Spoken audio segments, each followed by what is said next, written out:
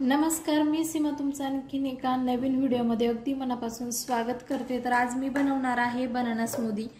तर त्यासाठी या ठिकाणी 5-6 बदाम घेतलेले आहेत, 5-6 काजू घेतलेले आहेत आणि त्यामध्ये आपण थोडासा मखाना टाकायचा आहे।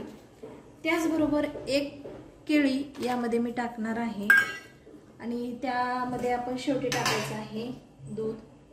तर हे जे दूध आपण यामध्ये वापरणार आहोत ते दूध आपण थंड वापरायचं आहे।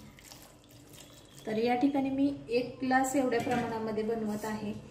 जर तुमच्या लहान मुलांना दूध सेपरेट पिण्यासाठी आवडत नसेल किंवा ड्राय फ्रूट्स वगैरे खायला आवडत नसतील तर अशा पद्धतीने तुम्ही स्मूदी बनवून त्यांना देऊ शकता।